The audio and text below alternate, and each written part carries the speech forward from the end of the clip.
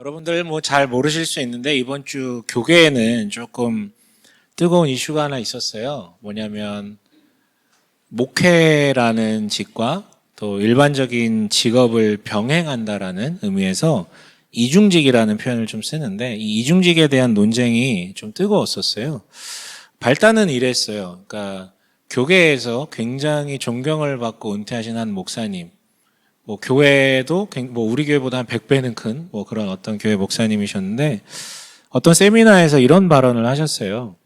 그러니까 누군가 이중직에 대한 견해를 물었는데 목회자는 세상의 일반적인 사람들이 다 수입의 추구의 극대화를 좀 주장하고 추구할 때 목회자는 그냥 하나님께서 주시는 것에 족한 줄 알고 그 가운데서 어떻게든 살아내는 모범을 보여야 되는 사람인데 그렇게 이중직을 하는 것은 수입을 추구하는 것이기 때문에 그건 되게 아마추어틱한 거다. 그러니까 프로답지 못한 거다라는 발언을 했어요. 프로라는 단어를 계속 쓰셨었거든요. 근데 이게 이제 기사화가 됐었습니다. 그리고 많은 목회자들이 이것에 엄청 반발하였죠.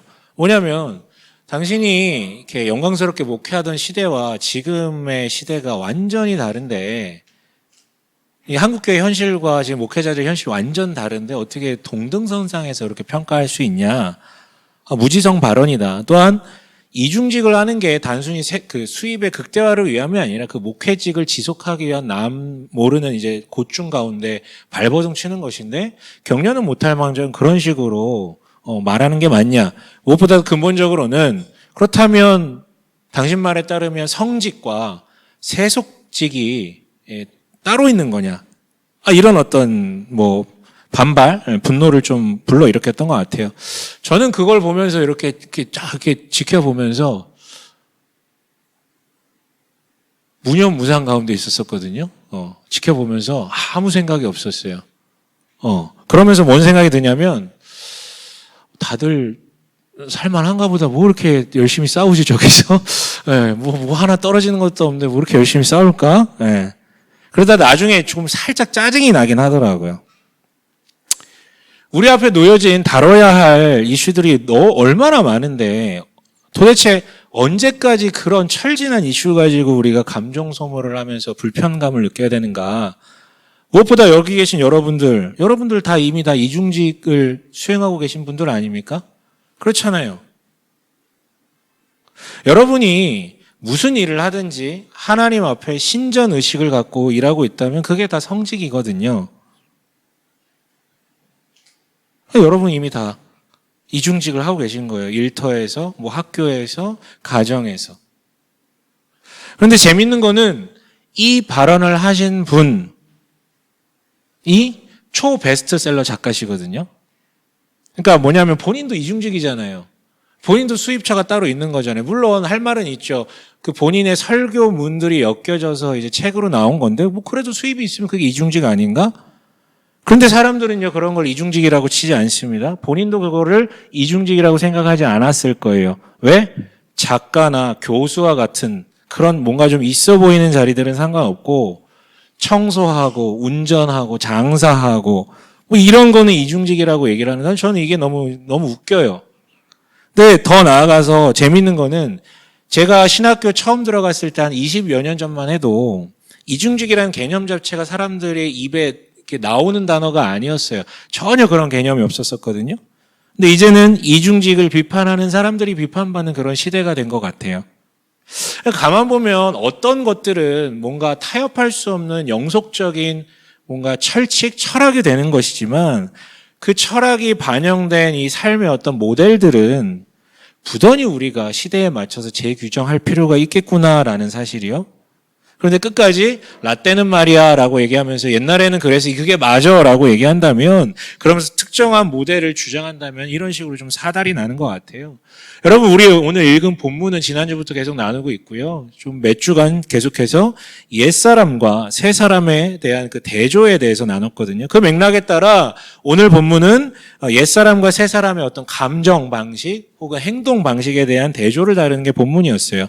다만 모든 행동과 감정을 다룬 것이 아니라 특별히 분열이라는 문제에 국한해서 이 분열을 일으키는 감정과 행동에 대해서 언급하고 있어요. 그래서 지난주는 특별히 오늘 읽은 본문 중 말이라는 것에 주목해서 그 부분을 좀 얘기를 했고요. 오늘은 말 외에 다른 행동들을 좀 나누고 싶은데요. 우선 본문이 언급하는 것은 분노입니다. 분노에 화내는 것이요. 26절 한번 읽어볼까요? 26절입니다. 함께 읽겠습니다. 시작. 화를 내더라도 죄를 짓는 데까지 이르지 않도록 하십시오. 해가 지도록 노여움을 품고 있지 마십시오. 네. 여러분, 이 단어, 이 표현들을 직역하면 되게 재밌거든요. 뭐냐면, 이렇게 번역할 수 있어요. 화를 내어라. 하지만, 다만, 죄를 짓지 말아라. 이렇게 이제 번역할 수 있어요. 여러분, 뭐 지난주에도 여의도에 BTS 팬들이 막 몰려가지고 막 난리도 아니었었는데, 그 BTS를 기획한 하이브의 수장 박시혁이라, 아까도 박시혁이라 그랬는데, 방시혁 씨가 19년도 서울대 그 졸업식 축사에서 이런 말을 했어요. 오늘의 저를 만든 에너지의 근원이 뭔지 곰곰이 생각해 봤습니다. 그것은 다름 아닌 즉 분노였습니다. 라고 얘기를 했었어요. 무슨 뜻일까요? 그러니까 뭐냐면, 너무나도 그 음악 산업이 상식적이지 못했고, 또한 음악 종사자들이 정당한 평가를 받지 못하는 그런 구조, 게다가 거기에 얹어서 소명 없이 적당함에 젖어들려고 하는 자신을 향한 그 분노가 다 어우러져서 새로운 시도를 아예 기존에 없는 문법을 만들어내게 하였고 그 결과물로 탄생한 게 BTS였다라는 것이죠. 그 발언은 뭐냐면 분노라는 게 우리가 떠올리듯이 무조건 악덕이 아니라 때로는 문제를 해결할, 더 나아가 세상을 개혁할 동력이 될 수도 있음을 천명해 준 아주 좋은 발언이었다라는 것이죠. 그런데 우리는 특별히 교회 다니는 사람들은요. 약간 각인된 게 있어요. 분노는, 화내는 것은 나쁜 것이다라는 얘기를 많이 들었을 거예요. 그러나 제가 종종 말하듯이요. 그리스도인의 문제는 화를 많이 내는 것보다 때로는 화를 너무 안 내는 게 더 큰 문제일 수도 있어 보여요. 제 기준에서는요. 그러니까 여러분 이 세상은 우리가 뒤틀린 세상이라고 표현하잖아요. 타락해가지고 이거 우리가 믿고 고백한 내용 아닙니까? 그래서 이 세상은요, 뭐 정말 쏟아지는 문제를 막 굉장히 막 밖으로 많이 표출해내는데요. 그러니까 악들이 너무 많단 말이에요. 그런데 좀처럼 우리가 그걸 보고 분노하지 않아요. 그죠? 순응하는 것이 미덕이고 화내지 않는 게 신앙이라고 배워와서 여겨서 한마디로 착한 아이 컴플렉스 같은 데 빠져 있다라는 것이죠. 그것이 지금 현재 좀 병폐가 있는 한국교회를 만들었고 나아가 한국 사회를 만들어낸 것 아닌가라는 생각이 듭니다. 아니에요, 여러분. 심지어 성경을 봐도 하나님이 종종 화를 내십니다. 감정적 화를 넘어서요. 표출하실 때가 있어요. 단 뭐에 대해서요? 악에 대해서. 악에 대해서. 그래서 여러분 화를 내어라. 여기서부터 시작하는 거예요. 화를 내어라 라는 바울의 표현은 정말 맞아요. 그러니까 여러분 화라는 것은요. 판단이 될 수 있는 감정이 아니라 나쁜 것, 옳지 못한 것을 봤을 때 자연스럽게 일어나는 감정이에요. 그건 판단의 대상이 아니에요. 그리고 이 깨어진 세상을 살다 보면 우리가 하나님의 형상이 맞다면 하나님의 시각으로 이 세상을 보기 때문에 당연히 화가 나는 순간들이 많을 수밖에 없다고요.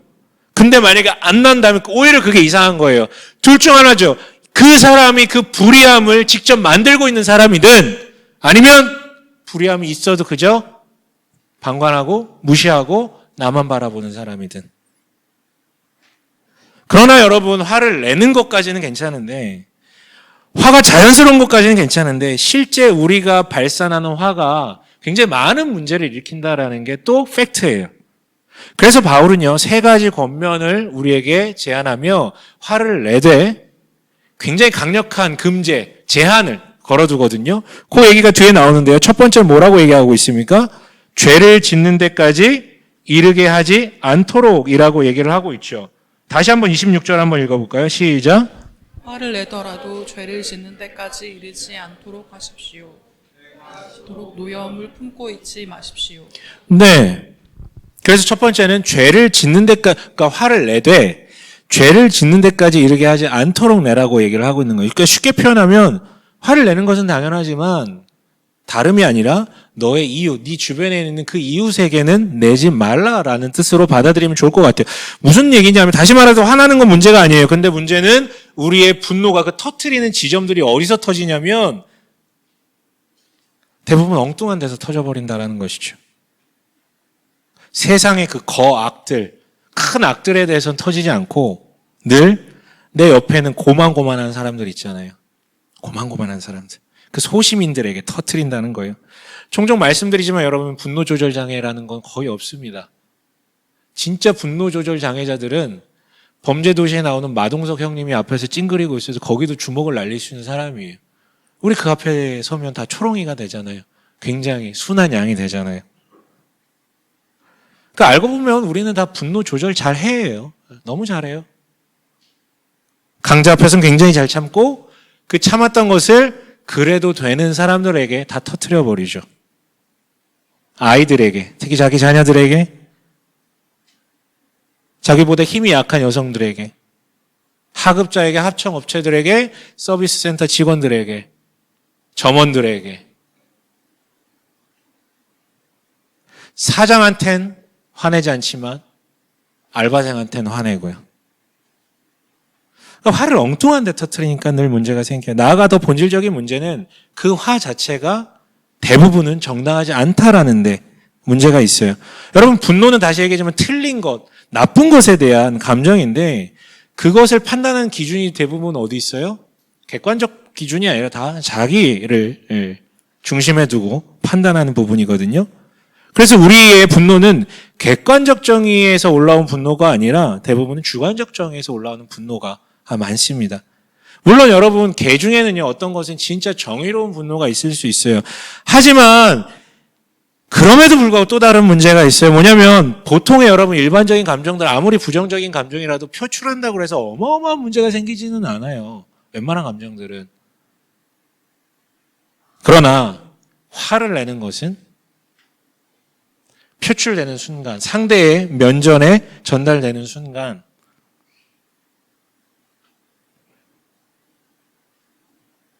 어마어마한 사고를 일으키죠. 되돌릴 수 없는 선을 넘겨버립니다. 그래서 결과적으로 뭘 만듭니까? 분열을 만들거든요. 그래서 오늘 바울은 분열을 주제로 한 권면 중에 화를 내지 말라고, 죄를 짓지 말라고 하고 있는 거예요. 새겨들을 필요가 있어요. 두 번째 금제 제한은 뭡니까? 해가 지도록 분을 품지 말고라고 얘기하고 있죠. 여러분 앞선 것이 이웃에 대한 화라면 이 두 번째 이 제한은요 자기 자신에 대한 이야기예요. 화를 참는 것은 좋은데요. 그 화를 참고 계속해서 품고만 있다면 계속 그게 스스로를 해하게 되기 때문에. 그래서 우리에게는요 의도적으로 분노를 정리하는 시간이 필요해요. 쓰레기통에 집어넣고요 그 쓰레기통을 비워내는 시간이 필요하다라는 것이죠. 그렇지 않으면요 보통의 감정들이 시간이 흐를수록 뭐 호르몬의 작용인지 모르겠지만 사라져요. 근데 사라진 줄로 생각하는 것이지 불씨는 그 밑에 여전히 남아있고 어쩌다가 나를 자극하는 뭔가가 외부로부터 탁 쳤을 때 그 숨겨져 있던 불씨가 터져 나오는 거죠. 그래서 앞에 있는 그 타인을 얘한테 맞은 것도 아닌데 얘한테 막 쏟아내서 얘를 죽여놓는 거지 아니면 자기를 완전히 무너뜨리게 만들거나요. 그래서 여러분 모든 부정적인 감정들은요. 시간에 맡기면 되는 게 아니라 정리가 어느 정도는 필요한데 그 모든 부정적인 감정들 중에서 특별히 분노라는 것은 가장 시급하게 그 날 당일날 정리하는 게 필요하다라는 것이죠. 물어야죠. 내가 지금 화내는 게 객관적 정의의 문제인지 아니면 주관적 정의의 문제인지. 그런데 보통은 틀림의 문제보다는 다름의 문제 때문에 화나는 경우가 많거든요. 아니 더 나아가면요. 사람은 사실은 분노하는 포인트들이 어디에 등장하냐면 자기 욕구가 결부된 거. 그 욕구가 충족되지 않은 것을 저 사람이 갖고 있거나 저 사람이 함부로 하거나 나보다 못한 놈인데 갖고 있는 것 같은 느낌이 들 때 화가 나거든요. 나아가 여러분 객관적 정의의 문제 때문에 화가 나더라도 내가 이 정도까지 화낼 일이었나 이게? 이거 돌아보셔야 돼요. 만약에 그 화로 인하여서 자기 마음이 다 상해버리고 무너져버린다면 정의고 나발이고 아무것도 할 수 없어요. 이게 바로 기독교적 정의와 사회정의의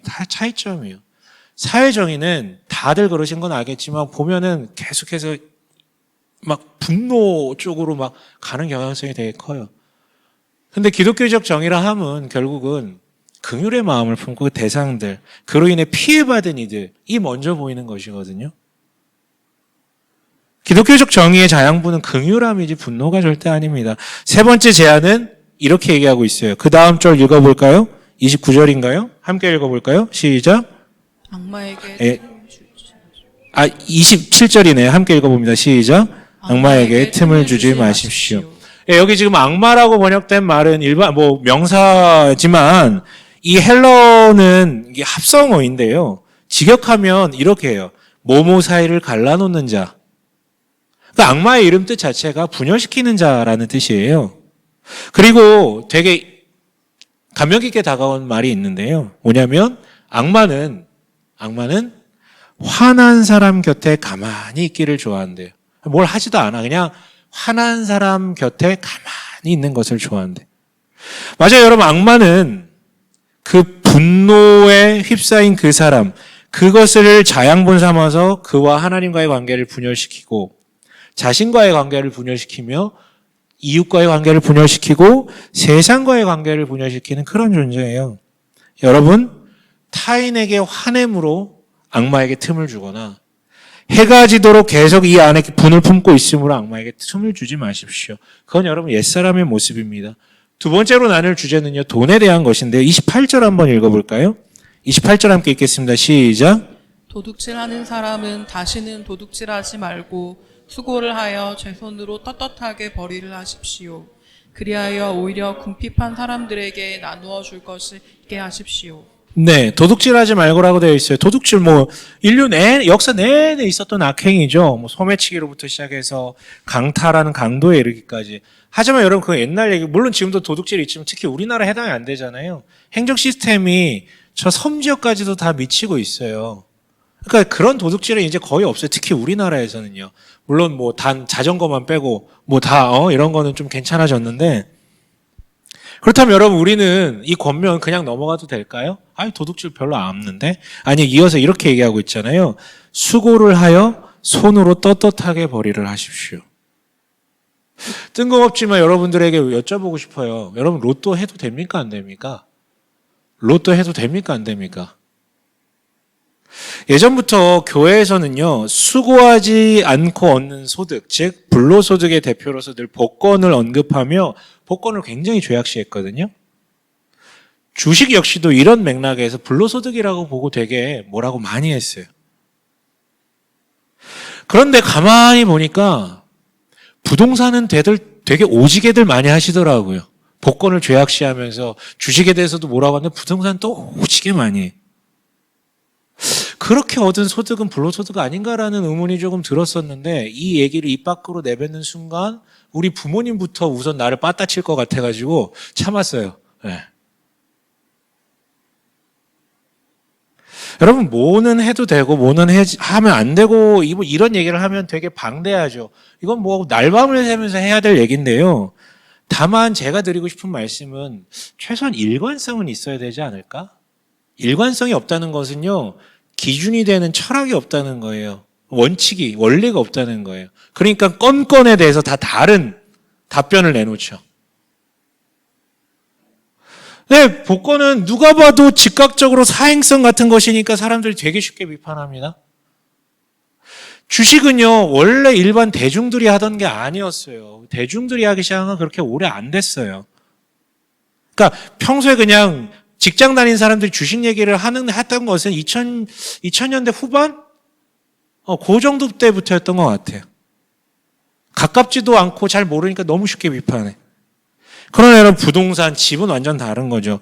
집이라는 곳은 모두가 사는 데고 그냥 나와 동등선상에 있는 무슨 개똥이 엄마, 철수 아빠도 다 그걸로 돈 벌었다고 하니까 다 뛰어드는 거예요. 그래서 어떻게 됩니까? 결과적으로 집값이 다 천정부지로 올라버린 거잖아요.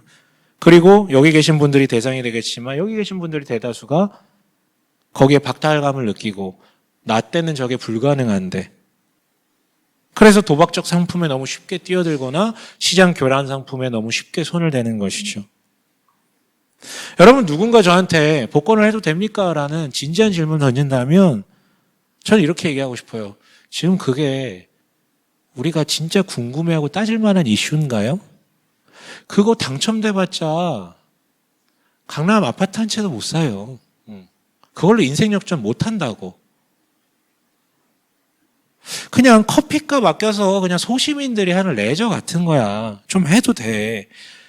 다만 제가 꼭 얘기하고 싶은 것은 이 중에 저한테 지나가듯이 이렇게 얘기하신 분이 있어요. 목사님, 저 로또 되면 교회 헌금 많이 할게요.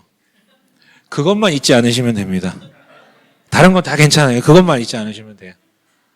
제가 딱 2명 기억하는 사람이 있는데, 예. 여러분, 우리가 집중해야 될 것은 그런 소시민들의 물론 그런 것도 답변을 내놔야 되겠지만 그게 거학들이에요, 여러분. 그럼 우리 사회가 어떻게 흘러가고 있습니까, 지금? 간단히 말해 우리 사회는 소비가 이루어져야 유지되는 자본주의 체제 아래 살고 있어요. 그리고 소비가 존재하려면 돈이 필요하기 때문에 이 사회는 어떻게든 돈에 대한 원초적 사람들의 욕망을 극한 대로 끄집어 올리죠. 동시에 그 돈을 벌 수 있는 다양한 방식들을 우리한테 소개를 합니다. 심지어 우리 시대는요, 그 돈을 현물로 받지도 않아요. 월급 봉투 받는 사람 어디 있어요? 다 그냥 계좌로 쏙 들어왔다가 쏙 나가지, 그날. 가상공간에 숫자만 찍히는 거예요. 그래서 여러분, 우리는 뭐 복권 이런 거에 함몰될 게 아니라 시야를 좀 확장해서 도둑질의 범위는 도대체 어디까지일까?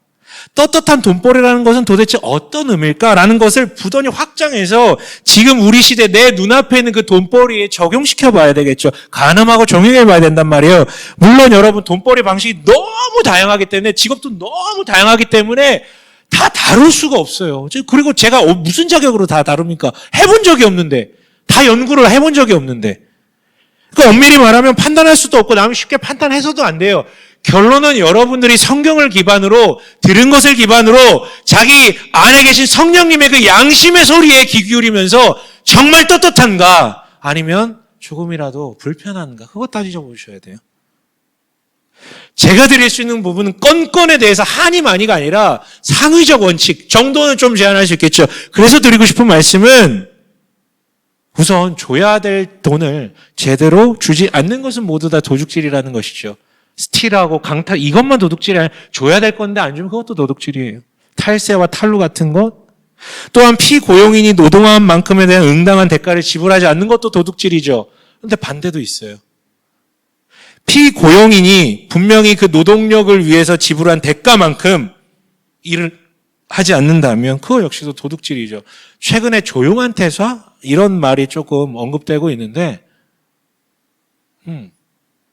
그것도 좀 따져볼 필요는 있는 것 같아요. 과연 그게 이해는 되거든요. 그 지금까지 누적된 문제로 인해서 그런 어떤 세태가 일어난 건데, 과연 이게 그리스도인의 신앙적 양심 안에서 올바른 것인가? 이건 나중에 좀 얘기를 하도록 하죠. 또한 우리는요, 그 수입의 구조가 정당한가에 대해서도 좀 물어볼 필요가 있어요. 만약 이 구조가 제로섬 게임 구조라면, 즉 내가 얻는 그 수익이 피자 한 판으로 기준해서 내가 6을 먹으면 다른 사람들은 4밖에 먹을 수 없는 그런 구조의 수입처라면 그 역시도 도둑질이 될 수 있는 것이죠. 가깝게는 여러분 다단계가 그런 구조입니다. 하위 등급의 사람들의 것을 상위 등급의 사람들이 포식해가는, 그래서 하위 등급의 사람들이 살아남기 위해서는 또 다른 사람들에게 무수히 많은 빨대를 꽂아야 되는 것이 그 구조거든요. 근데요, 여러분, 다단계는 그나마 노력을 통해서 얻는 보상의 대가라고 해석할 수 있는 여지는 그나마 있지만, 사람들이 많이 하는 코인과 같은 것은 조금 고민해 볼 필요가 있어요. 지난주 일간 신문을 봤더니 이게 설문조사한 게 나왔더라고요. 모든 사람을 대상으로 한 설문이 아니라 실제 지금 현재 코인을 하고 있는 사람을 대상으로 한 설문이었는데, 하는 사람의 70%는 이 코인이 바로 투기자 도박이라고 생각한다라고 그렇게 응답을 했더라고요. 그러니까 자기들도 그렇게 동의해요. 하지만 하고 있는 거예요. 저 이해해요. 왜? 윗세대가 부동산이라는 것을 통해서 자산을 펌핑해놓고 그 밑에 세대는 그거에 대한 상대적 박탈감만 느끼는데 다른 방법이 없어. 근데 여기저기서 소비를 잘하면서 뭔가 누리고 있는 사람들의 모습은 너무 많이 비춰져. 그런 루트가 내 눈앞에 있어. 근데 불법도 아니야. 그럼 당연히 하게 되죠. 여러분, 제가 지금 얘기하는 게 뭐 하면 된다, 하면 안 된다, 이 얘기 쉽게 하는 게 아니에요. 여러분, 사회가 합법이라고 하는 것을 제가 그거 불법입니다. 저는 그럴 자격이 없어요. 잘 알지도 못해요. 다만 진지하게 스스로 고민해 보세요. 내가 지금 하고 있는 돈벌이의 수단들이 남에게 줄 것을 주지 않음으로 취득하는 것이 있다면, 혹은 제로섬의 구조 가운데 들어가서 그것을 남이 이게 먹을 것을 내가 취하는 구조라면, 도박적 소요가 강하다면 아무리 그게 합법이라도, 남들이 다 그렇게 하더라도 수입이 많아도 저는 안 하셨으면 좋겠어요. 근데 그건 자기 스스로에게 물어보세요. 진짜 떳떳한지, 아니면 뭔가 걸리는 게 있는지. 여러분, 우리네 사회 수입 추구 방식은요, 정말 많이 뒤틀 정말 최악이에요. 제 생각에는 이런 잘못된 수입의 관행들이 많아지는 것도 정말 불편하지만, 무엇보다도 정말 빠그라졌구나라는 것을 제가 인식하는 부분은 뭐냐면, 농부가 사라진다는 거예요. 농부. 직업으로서의 농부요. 왜냐하면 우리 사회에서 어떤 직업 중에서도 가장 정직한 문법을 따르는 거, 즉 심는 대로 거둔다라는 문법을 따르는 직업이 농부거든요. 근데 이게 사라져요. 왜? 보상 체계가 어그러졌기 때문에. 심는 대로 거두는 사람들보다 수고 안 하고 한타에 얻는 사람들이 얻는 그 보상, 그리고 이 위계구조상 저 위에 있는 사람이 같은 노동을 해도 어마어마하게 가져가는 이런 뒤틀린 보상구조 때문에 사람들이 땀을 흘리려고 하지 않습니다. 저는요, 그런 사람들을 쉽게 정죄하고 싶지 않습니다. 왜냐하면 이 사회가 바로 그렇게 만들어놨기 때문에, 심는 대로 거둔다라는 말을 믿는 사람을 되게 바보 취급하고 비웃는 사회가 돼버렸기 때문에. 그런데 여러분, 심는 대로 거둔다라는 것은요, 이것은 뭐 속담이 아니라 성경에 나온 말이 아니라 그냥 우주의 진리, 그냥 기본 진리예요. 1 더하면 1 심으면 1이 나오는 게 이 우주의 기본 진리라고. 근데 이게 순리인데 이걸 무시해가는 순간 탈이 납니다. 내가 갈리든지 제가 갈리든지 세상이 갈리든지. 근데 우리 사회는요, 부지중에 도둑질하게 만드는 가능성이 너무 커요. 아니요, 여러분, 우리는요, 그리스도인은요, 어떠한 수단을 사용하든 어떠한 직업이든 결국 수고한 대로 가는 농부의 마음으로 돌아가셔야 돼요. 땀 흘리면서 떳떳함의 마음 가운데 돌아가셔도 돼요. 물론 제가 얘기한 건 농부적 정체성을 가지라는 것이 뭐 파머가 되라는 건 아니, 진짜 농부가 되라는 건 아니죠. 특히나 여기 도시 사회를 살고 계신 여러분은 우리에게 주어진 이 자본주의 시장이란 밭에서, 그렇다면 도대체 내가 어떻게 언제 씨를 뿌리고 거둘지에 대한 고민과 노력하셔야 돼요. 공부하셔야 된다고요. 노력하셔야 된다고요. 건강한 투자하셔야 된다고요. 그런데 이어서 이렇게 말하고 있죠. 뭐라고 얘기합니까? 궁핍한 사람들에게 나눠줄 것이 있게 하십시오. 여러분, 이 자본주의 사회에서 당신의 중심이 어디 있는지는 제가 누누이 얘기하지만 딱 하나만 보면 돼요. 여러분, 당신이 누구인지는 딱 하나만 보면 된다고요. 이렇게 면담하는 거? 아니, 필요 없어요. 여러분, 한 달 지출 내역서, 그거 하나만 보면 알아요. 이 사람 돈 제일 어디다 많이 썼는지. 그만 보면 그 사람의 중심이 어디 있는지, 누구에게 관심이 있는지, 무엇에 관심이 있는지 다 드러납니다. 아무리 말로 좋은 말 해봤자 뭐합니까? 그런데요, 그래서 그 중에서도 돈을 어떻게 대하는 태도가 중요한데, 그 중에서도 어떻게 버느냐보다 더 중요한 건 어떻게 보면 어떻게 쓰느냐예요. 그런데 바울은 대놓고 얘기하죠. 나누어 주어라가 아니라 나누어 줄 것이 있게 하라고요. 나누어 줄 것이 있게 하려면 결국은 나의 지출 구조를 변경해야 돼요. 나 자신에게 쓰는 그 지출을 조금 조정할 수밖에 없고, 거기서 바로 당신의 수입을 추구하는 목적도 드러날 것입니다. 그러니까 여러분, 나누어 줄 것의 유무가 당신의 중심이 어디 있는지 그 정체성을 드러낼 것이에요. 그리고 여러분, 이게 분열의 맥락에서 돈에 대해서 언급하고 있잖아요. 그래서 여러분, 돈이란 것은 빈부격차를 통해서 인간을 분열시키는 최악의 도구로, 어느 사회나 동일해요. 가장 큰 분열의 이 담을 세우고 있는 것은 돈이에요. 돈. 어느 사회나 마찬가지입니다. 하지만 역으로도 가능해요. 돈이 만약에 제대로만 쓰인다면 가장 신속하게, 가장 편리하게 분열을 메우는 도구가 되기도 합니다. 여러분, 지난 2주간 이 본문을 통해서 옛사람과 대조되는 새 사람의 감정과 행동에 대해서 다뤘는데 이 모든 건 이렇게 정리될 수 있을 것 같아요. 31절 한번 읽어볼게요. 4장 31절이요. 함께 읽겠습니다. 시작. 모든 악독과 격정과 분노와 소란과 욕설은 모든 악의와 함께 내버리십시오. 네, 이건 모두 옛사람의 감정과 행동들이기 때문에 내버리라고 요청해요. 반면 무엇을 하래요? 32절 함께 읽어볼까요? 함께 읽습니다. 시작. 서로 친절히 대하며 불쌍히 여기며 하나님께서 그리스도 안에서 여러분을 용서하신 것과 같이 서로 용서하십시오. 네, 여러분 여기서 말한 친절은 무슨 자본주의 미소 같은 게 아니잖아요. 사랑합니다, 고객님. 아우, 반갑습니다. 네, 저도 되네요. 다 돼요. 네, 노력을 안 하는 것뿐이지. 이런 게 아니고 4장 초반부에 이런 얘기했었죠. 용납하라고요. 다름을 받아들이는 거. 그 용납하라는 태도가, 용납하라는 마음이 상대에게 친절함으로 다가가게 되겠네요. 두 번째는 불쌍히 여기래요. 우리가 그런 죄인임을 인정하고 있기 때문에 누구나 실수할 수 있다라는 그 마음이 있기 때문에 상대방을 불쌍히 여길 수 있습니다. 나아가 용납을 넘어 용서하는 것이요. 다름에 대해서 받아들이는 걸 넘어 틀린 것에 대해서도 감내하는 것들. 이게 용서잖아요. 그런데 여러분 지금 얘기한 이 모든 것은 한 단어로 축약이 가능해요. 2절 함께 읽어볼까요? 함께 읽겠습니다. 시작. 그리스도께서 여러분을 사랑하셔서 우리를 위하여 하나님 앞에 향기로운 예물과 제물로 자기 몸을 내어주신 것과 같이 여러분도 사랑으로 살아가십시오. 네, 친절히 여김, 불쌍히 여김, 용서하는 것, 이 모든 것은 그냥 한 단어로 사랑이에요. 사랑의 다양한 방편들일 뿐이에요. 그래서 본문을 최종적으로 정리하면 이런 거죠. 옛사람은 다양한 감정과 행동의 방식들을 통해 결국은 분열을 이끌어내지만 새 사람은 무슨 도구를 활용하든 어떤 방식을 취하든 결론은 연합하게 하고 사랑한다라는 거예요. 그걸 실천한 자라고요. 그렇다면 여러분께 단 하나만 여쭤보고 싶어요. 진지하게 한번 답변해 보세요. 여러분 지금 누군가를 진정으로 사랑하고 계십니까?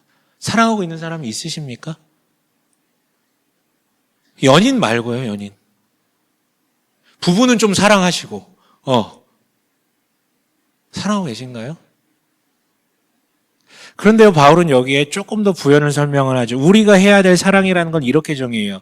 자기 몸을 내어주신 것과 같이 너희도 서로 사랑하라고. 그 사랑이라는 것을 조금 더 구체적으로 표현하면 결국 뭡니까? 나를 내어놓는 것, 희생을 얘기하는 거예요. 다시 한번 여러분에게 구체적으로 물을게요. 당신은요, 지금 단 한 명이라도 누군가를 위해서 희생하고 있는 게 있으십니까? 있으세요? 직장에서 만나는 그 사람들, 그 중에 누군가를 위해서 희생하고 계신 거 있으신가요? 말씀을 마치겠습니다. 지난주에도요, 비슷하게 말했는데 지금까지 나온 모든 행위에 대한 권면들 기억하시고 실천하시면 좋겠지만 다 잊어버리셔도 돼요. 우리는 율법주의자가 아닙니다. 그거 못한다고 하나님이 막 때려 부셔버리고 그거 잘한다고 막 천국 바로 직방으로 보내주시고 그런 게 아니에요. 다 잊으셔도 돼요. 단 중요한 건 이겁니다. 1절 한번 읽어보죠. 1절 한번 읽습니다. 시작. 그러므로 여러분은 사랑을 받는 자녀답게 하나님을 본받는 사람이 되십시오. 사랑받는 자녀답게 하나님을 본받는 자가 되십시오. 2절에서는 아까 뭐라 그랬어요? 그래서 서로 사랑으로 살아가십시오라고 되어 있잖아요. 사랑하느라 힘든 당신에게라는 아주 좋은 책에 나온 일화인데요. 네, 굉장히 좋은 책이죠? 다들 아시죠? 반응도 없는 거 보면 뭔지도 모르는 것 같아요. 네. 거기에도 이제 실었던 제 일화인데 제가 청년부 담당할 때 얘기했어요. 사랑에 대해서 설교한 날이었는데 예배 끝나고 내려왔는데 한 친구가 물어봐요, 저한테. 목사님, 꼭 사랑해야 돼요? 아니, 교회 오면 맨날 사랑하라고 하시는데 제가 딱히 누굴 미워하거나 피해를 입힌 것도 아닌데 굳이 제가 왜 사랑해야 되는지 사실 잘 모르겠어요. 그러고 싶지도 않고요. 그 말을 듣고 이걸 이렇게 날려서 강냉이를 털어버릴까? 이런 생각이 잠시 들었지만 참고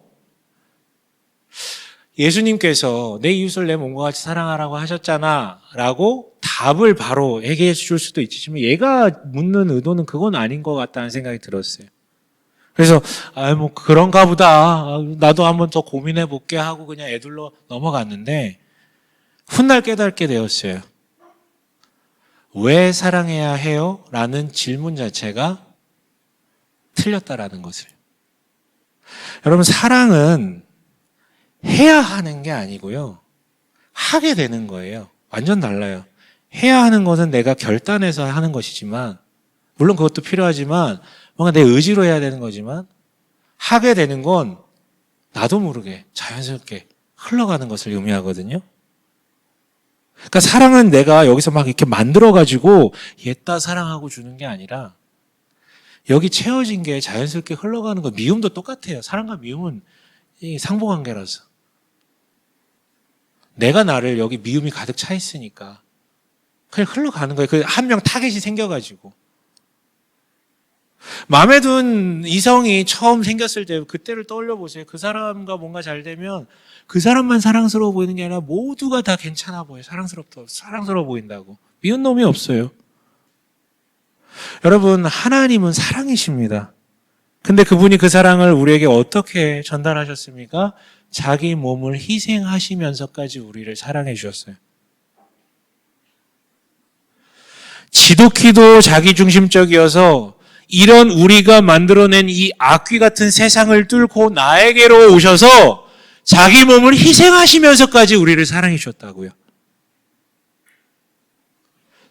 그런 그분의 사랑을 내가 진짜로 받았고 누리고 있다면 이 세상에 미움과 분노와 갈취와 착취의 폭탄들이 계속 터지더라도 나는 그 길을 갈 수가 있어요.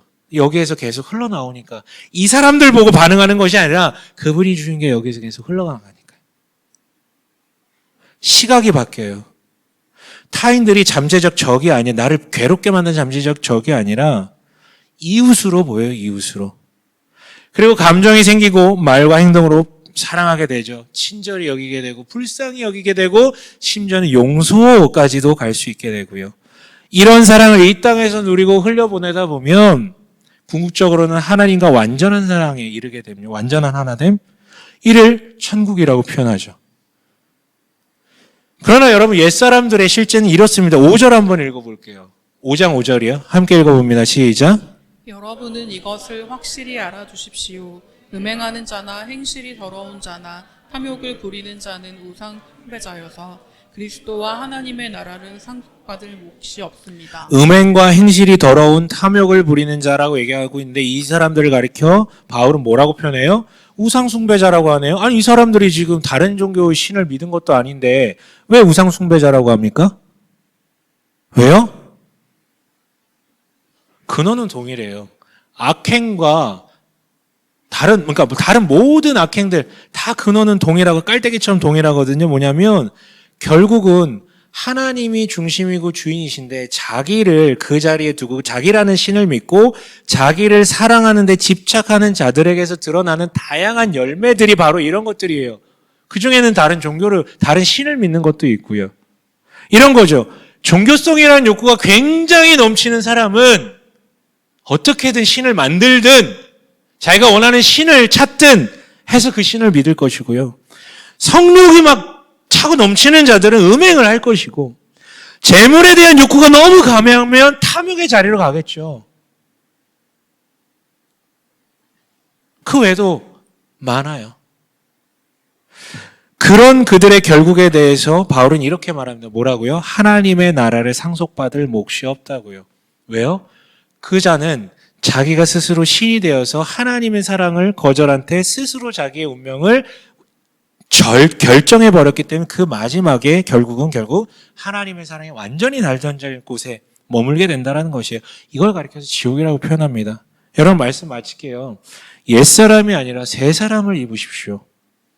여러분, 이것을 위해서 자신의 삶을 진지하게 돌아보고 도전하는 것도 필요하겠지만 반드시 자신한테 물어야 될 시발점은 이것입니다. 뭐냐면 당신은 도대체 뭘 믿고 있습니까? 말씀드렸잖아요. 믿음이 인격을 구성하고 감정과 행동을 변화시킨다고요. 여러분 도대체 뭘 믿고 있습니까? 하나님이 당신을 사랑한다는 것은 진심으로 받아들이고 믿고 있습니까? 아니면 아직도 의심하고 거부하고 계십니까? 여러분, 여러분들이 바라보는 이 세상에서 여러분들에게 주어지는 모든 가르침들 다 의심하세요. 눈으로 보는 것도 의심하세요. 자기 마음도 의심하십시오. 다 의심해 보셔야 돼요. 다. 무엇 하나 제대로 된 게 없어요. 제일 많이 속이는 게 자기 자신이거든요. 선생님들도 속여요. 자기는 그게 옳다라고 생각하고 말하지만 다 의심해 보셔야 돼요. 하지만 모든 세상의 믿음은 의심하지만 이것만은 의심하지 마세요. 당신이 받아들이고 믿은 그 하나님의 사랑. 하나님은 정말로 당신을 사랑하십니다. 진짜요. 진짜요. 내 눈에 보이는 그걸 보고 아닌 것 같은데 아니요. 그 눈으로 본 내 마음의 결론도 의심해 보세요.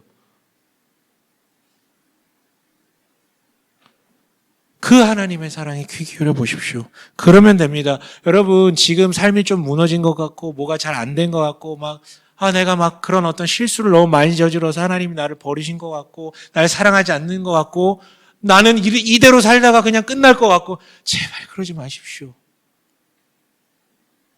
만약에 여러분들이 진짜 그분을 믿는다면, 그 사랑을 받아들였다면 여러분 가운데 성령 하나님께서 계시고요. 절대로 가만히 두지 않으십니다. 절대로요. 시간은 걸리겠지만 절대로 가만히 두지 않으세요. 근데 우리는 늘 지금 나의 모습을 근거로 미래를 유추하죠. 앞으로도 이럴 거야. 어차피 내 인생 망했어. 그건 여러분, 하나님 없는 사람들이 유추하는 방식이고요. 우리는요, 미래의 시점을 오늘에 사는 거예요. 지금은 이렇게 조악하지만 실수도 많지만 그 성령님이 나를 인도하셔서 훗날 이렇게 바꾸실 것에 대한 기대, 그 미래 시점의 기대를 가지고 오늘을 바라고 그게 소망한다라는 거예요. 왜 오늘 나의 이 비루함을 보고 미래를 판단합니까? 하나님이 살아 계세요. 여러분 마음속에서 움직이고 계신단 말이에요. 여러분 그것을 기준으로 일어나십시오. 새 사람으로 변화될 모습을 꿈꾸며 소망하며 그것으로 충분함을 느끼고 그것으로 충만함을 느끼는 우리 되시길 주님의 이름으로 간절히 축원합니다. 이 시간